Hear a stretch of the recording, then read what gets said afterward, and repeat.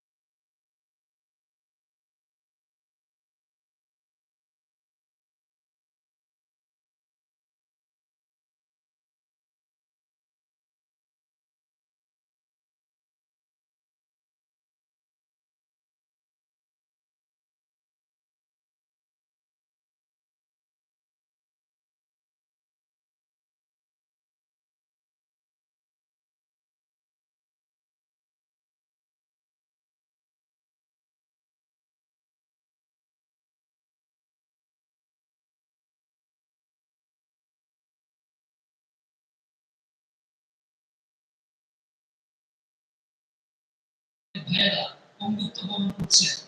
গত ৩-৪ দিন আগেও শেষ একজন ভাই শাহাদাত বরণ করেছে। যারা এখন পর্যন্ত বন্ধুত্ব বরণ করে আছেন, আল্লাহ সুবহানাহু ওয়া তাআলা তাদের সবাইকে অতি তাড়াতাড়ি সুস্থ করে দিন বলে আমিন। এবং আমরা জানো এই লাল সবুজের পতাকার মান আমাদের রক্তের বিনিময় হলো, আমাদের জীবনের বিনিময় হলো, আমরা যেন এই দেশে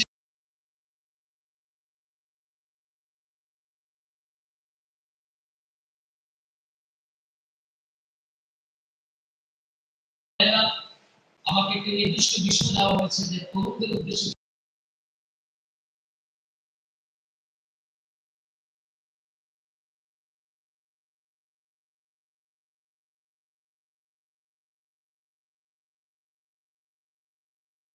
সকল বয়সেই মানুষ থাকে, কিন্তু এখানে সকল বয়সের মানুষ নাই, শুধুমাত্র আমাদের স্যারেরা ছাড়া। আর আমরা সবাই তরুণ, আমরা সবাই যুবক। ইসলামে আমাদের করণীয় কি? আমরা করছি কি? আমরা ছিলাম কোথায়? আমরা আছি কোথায়? আমরা যাবো কোথায়? আমরা এই বিষয়গুলো আজকে একটু জানার চেষ্টা করছি। আজকে আমরা যারা এখানে এসেছি আমরা সবাই ভাই। আমরা সবাই কি? রাসূল কারীম সাল্লাল্লাহু আলাইহি ওয়াসাল্লামের মুখ নিঃসৃত মহামূল্যবান বাণীগুলোর মধ্যে একটি বাণী হচ্ছে যে তোমরা সমগ্র পৃথিবীর সকল মুসলমান, সকল ঈমানদাররা হচ্ছে একটা দেহের মতো, তোমরা একটি শরীরের মতো।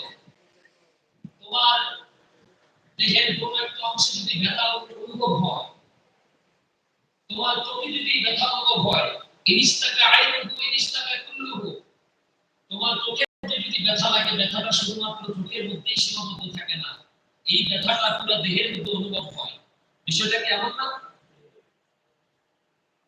ইনিস্তাকা রাসুহু ইনিস্তাকা কুল্লুহু, তোমার মাথায় যখন ব্যথা অনুভব হয়, মাথা ব্যথা যখন শুরু হয়, তখন শুধু মাথার মধ্যে ব্যথাটা সীমাবদ্ধ থাকে না, এই মাথার ব্যথাটা পুরো দেহের মধ্যে অনুভব হয়। মাথার ব্যথার কারণে পুরো গায়ের মধ্যে জ্বর উঠে যায়, বুঝলে না? নবীজি বলেছেন তোমরা সমগ্র ঈমানদাররা, তোমরা সমগ্র মুমিনরা হচ্ছে একটা দেহের মতো। কিসের মতো? আর এটার প্রমাণ দিতে গিয়ে আমাদের একজন ভাই, আমি উদাহরণটা সমসাময়িক বিষয়ের সাথে দিতে একটু চেষ্টা করব ইনশাআল্লাহ। এখান থেকে রংপুর কত শত মাইল দূরে, সেই রংপুরে আমাদের শহীদ আবু সাঈদ ভাই প্রাণ দিয়েছেন। আর আমরা নবী করিম সাল্লাল্লাহু আলাইহি ওয়াসাল্লামের সেই হাদিসের উপর আমল করে নোয়াখালী থেকে প্রতিবাদ করার জন্য, তার রক্তের বদলা নেওয়ার জন্য, প্রতিশোধ নেওয়ার জন্য, বিজয়ের পতাকা ছিনিয়ে আনার জন্য, শহীদ আবু সাঈদের রক্তকে পবিত্র রাখার জন্য আমরা যে যেখান থেকে পেরেছি